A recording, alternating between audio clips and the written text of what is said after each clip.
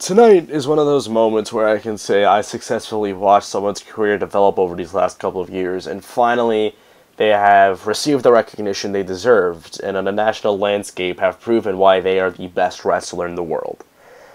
That's a weird way to start off a review, but hey, what is up guys, it's Chris here from the WWFuInternetWork, here again with the other WWFu review. Tonight I am going to be reviewing TNA's Destination X pay-per-view, just went off the air. I gotta say, it was a fantastic show. Definitely TNA show of the year. I loved it. Everything about it. Absolutely loved. You know, it was just, there was some weak points to the show. I mean, every show's gonna have one weak point. But besides that, I was fine with everything.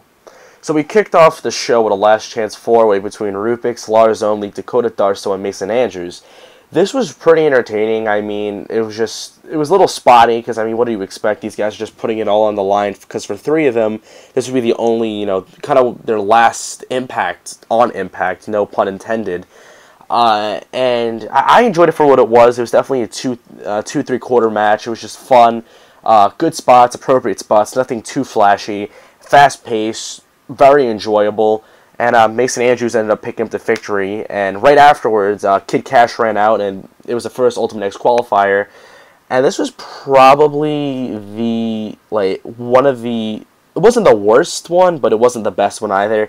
Kash kind of came out and just wrecked Andrews for a while. And eventually Mason Andrews kind of just got the upper hand and won. It was about 2.5. Nothing really special. I mean, I was personally pulling for Mason Andrews because I initially wanted Rubix to win the last chance four-way, but I thought, Mason Andrews, I've seen him in PWG as Scorpio Sky, and, he's in the Dynasty with Joey Ryan, so I'm like, might as well pull for the next best thing. And he had a good showing here, and Mason Andrews would end up winning and advancing to the Ultimate X match. Next, we had the second Ultimate X Qualifier between Douglas Williams and Kenny King. This was the best Ultimate X Qualifier by far, a 3-star match. These guys definitely brought it. Kenny King brought it, and Doug Williams, for a man that is 40 years old, looked hot as hell. Not physically. I mean, he just was on fire. Had a really good showing here. And I really haven't seen Doug Williams in a while. I mean, I saw him, of course, qualify for the tournament, but since then, I hadn't seen him in a while. And I personally really enjoyed this match. Kenny King got the upper hand here. And I really thought Kenny King was going to go on and win the entire tournament, but I was proven wrong. Next, we had another Ultimate X Qualifier. All 4 of them have it in a row. We had Sonjay Dutt taking on Rashad Cameron. This was pretty good. I mean, Sonjay Dutt, one of the best guys on the independent scene, I think. He wrestled in TNA's Ring of King, and he's just a really, really overall fantastic professional wrestler. And I feel a lot of people should give him credit because he's basically one of those guys. When the X Division was kind of going a little downhill, he was still there, and he was still kicking ass, and, Rashad Cameron had a pretty good showing here as well. I mean, everyone that had a qualifier match definitely showed up and really, came to fight and have a great match, and everyone successfully did that. Sonjay Dutt would end up getting the upper hand, and Sonjay Dutt is one of the MVPs of this pay-per-view, but I'll explain that later. So a good 2 3/4 match. Next, we had the final Ultimate X Qualifier between Zema Ion and Flip Cassanova. This match is quick, thank God. Flip Cassanova, if you don't know, is Flip Kendrick, and he's a very dangerous professional wrestler. And he takes spots that, shouldn't be took, or he does spots that he shouldn't do. And it just makes a dangerous work environment. And Zema Ion got the victory in a quick match, 2 stars, nothing special. Next, we had one of the 4 big advertised matches. We had Kurt Angle taking on Samoa Joe in a Bound for Glory series match. Awesome, awesome, awesome, awesome, awesome, awesome, awesome.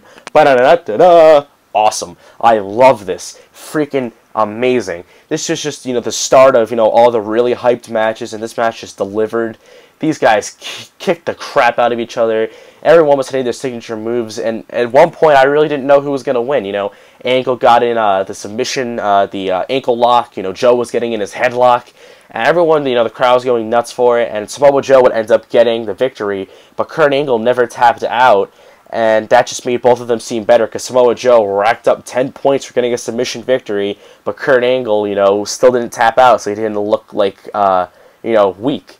So Samoa Joe is actually currently first in the Bound for Glory series, so I'm really pumped for that. This is a solid 3 3/4 match. I freaking love this match. It topped a lot of their matches from before, I personally feel. Next, we have what was match of the night, the last man standing match between AJ Styles and Christopher Daniels. Holy brutality, you know, I'm not really used to seeing these two, you know, really, you know, bleed, do brutal moves, you know, kill each other with chairs.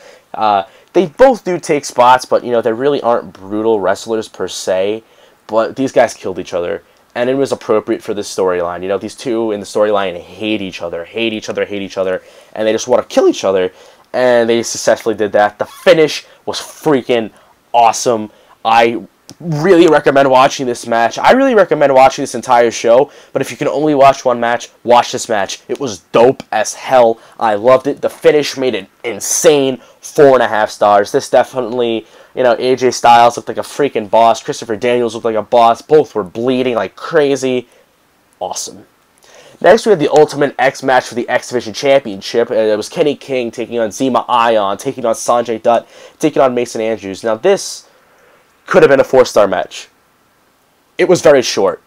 And the main reason I personally feel it was short is because Sonjay Dutt, I forget what move he hit. He did some sort of flip, and he landed wrong, and he hurt his arm and had to go backstage. And supposedly, he went backstage and popped in his shoulder and ran out, because the finish would have to do with Sonjay Dutt.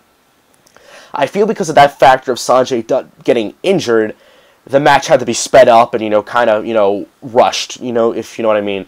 And I really personally don't mind that. I mean, would I love the match to go longer? Of course. It's an Ultimate X match. This doesn't happen every day. But still, I was okay that, you know, Sonjay Dutt was hurt. It was a legitimate excuse to have a quick match. And the finish came, you know, Zema Ion getting the cheap win. I liked it, but it was kind of predictable because earlier on in the show, Jesse Sorensen came back and cut a promo saying how he wants to take on Zema Ion for the X Division title, and everyone was like, oh, Zema's going to win now, and he did win. And this was a 3-star match. Good spots from everyone. Kind of want to know what's going to happen with Kenny King now. That's going to interest me in the next couple of days, where Kenny King goes, because, you know, all Ring of Honor ties are cut off. Either TNA offers him a contract, or he's done. Next we have the TNA, the main event, the TNA World Heavyweight Championship between Roode and Austin Aries. Oh my god. At first, this was kind of sloppy. It picked up, and it picked up, and it picked up, and it freaking picked up, and it was absolutely awesome. 4.25 match. I loved it. The finish, I've never reacted to a TNA main event pay-per-view like this. Austin Aries capturing the TNA World Heavyweight Championship just basically proved that if you work hard in this company and you actually are the best, you will be shown as the best. And it's happened with everyone. It's happened with CM Punk. It's happened with Bryan Danielson. It's happened with Samoa Joe. And now it has happened with Austin Aries. Austin Aries is now your TNA World Heavyweight Champion. Highly recommend watching this match. Roode did not look like a failure here. It was a great finish. Everything was awesome about this pay-per-view. A solid 8.75 out of 10. TNA Show of the Year. Check it out. You will not regret it. Thank you guys for listening. Peace.